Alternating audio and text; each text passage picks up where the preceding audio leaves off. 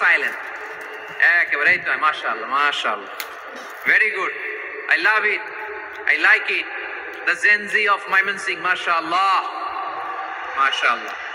আমার প্রিয় ভাইরা, আমি আজকে এই চমৎকার দুপুরে সূরাতুল আহজাবের 35 নম্বর আয়াত তেলাওয়াত করেছি। কত নম্বর আয়াত? আপনারা আমার দিকে তাকান।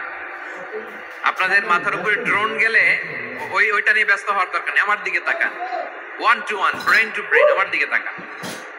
সূরা আহজাবের 35 নম্বর আয়াত। আওয়াজ করে সবাই বলেন তো কয় নম্বর আয়াত? 35 নম্বর আয়াত। এই আয়াতে আল্লাহ তাআলা তার প্রিয় বান্দাদের 10টি বৈশিষ্ট্যের কথা বলেছেন। কয়টি? আজকে এই 10টি বৈশিষ্ট্য নিয়ে আমরা আলোচনা করব। আল্লাহ তাআলা কাদেরকে পছন্দ করেন? আমরা আল্লাহ তাআলার প্রিয় বান্দা হতে চাই কি চাই না? বলেন তো। চাই।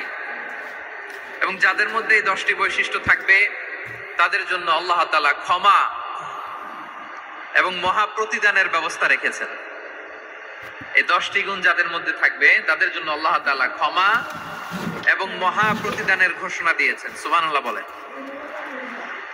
এবং এই 10টি বৈশিষ্ট্যের মধ্যে ইসলামের মৌলিক যে মূল্যবোধগুলো, মোরালিটি, এথিক্স, এগুলো চলে এসেছে। মৌলিক কথাগুলো দিন ইসলামের প্রায় সকল অনুষঙ্গের সমাবেশ ঘটেছে এই আয়াত। এবং এই আয়াতে পুরুষের পাশাপাশি নারীদেরকেও আল্লাহ তাআলা স্পেশাল গুরুত্ব দিয়েছেন। সুবহানাল্লাহ পড়বেন না? Gender equality in terms of getting rewards, প্রতিদান বা সওয়াব পাওয়ার দিক থেকে ইসলামে নারী পুরুষ সমান। অনেকে বলে ইসলাম নারীদেরকে ঠকিয়েছে, নারী পুরুষ নাকি সমান না। অনেক নারীবাদীরা বলেন, আমি প্রিয় বোনদের বলবো এই আয়াতের দিকে তাকান, সূরা আহজাবের 35 নম্বর আয়াতের দিকে তাকান। এই আয়াতে নারী পুরুষ সমান। সুবহানাল্লাহ বলেন তো সবাই।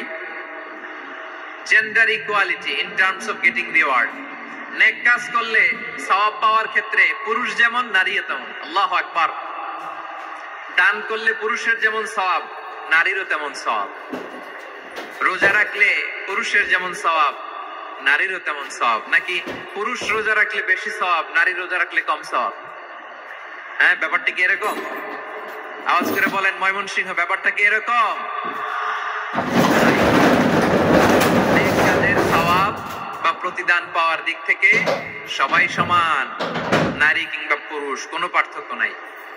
প্রিয় ভাইয়েরা, এই আয়াতে পুরুষের পাশাপাশি নারীদের কথা বিশেষভাবে বলা হয়েছে। এই আয়াতটি নাজিলের একটা প্রেক্ষাপট আছে, শানে নুজুল আছে। আমাদের প্রিয় আম্মাজান উম্মে সালামা রাদিয়াল্লাহু তাআলা আনহা, উনি একবার আল্লাহ রাসূল সাল্লাল্লাহু আলাইহি ওয়াসাল্লামকে বললেন, ইয়া নবী আল্লাহ, মালি আসমাউর রিজালা ইউযকারুনা ফিল কুরআন ওয়ান নিসাউ লা ইউযকারনা। নবী হে, এমন কেন আমি কোরআনে দেখি যে প্রায় পুরুষদের কথা বলা হয় কিন্তু নারীদের নিয়ে কথা নাই। পুরুষবাচক শব্দ ব্যবহার করা হয়, নারীবাচক শব্দ ব্যবহার করা হয় না। এর কারণটা কি? ফাআনজালাল্লাহু তাআলা হাযিহিল আয়া। এরপর আল্লাহ তাআলা উম্মে সালামা রাদিয়াল্লাহু তাআলা আনহার এই কথার প্রেক্ষিতে, তার এই অ্যাপিল, তার এই আবেদন, তার এই আকাঙ্ক্ষা পূরণের জন্য এই আয়াতটি নাযিল করেন। চিল্লায়ে পড়েন সুবহানাল্লাহ। যাতে আল্লাহ তাআলা পুরুষবাচক শব্দের পাশাপাশি নারীবাচক শব্দ ব্যবহার করেছেন। যেমন ধরেন মুমিনিন, এটা বললে এর মধ্যে পুরুষও আছে নারীও আছে। মুসলিমিন, এটা বললে এর মধ্যে পুরুষও আছে নারীও আছে। কিন্তু এই আয়াতে আল্লাহ তাআলা মুসলিমিন বলার সাথে সাথে আবার বলেছেন মুসলিমাত।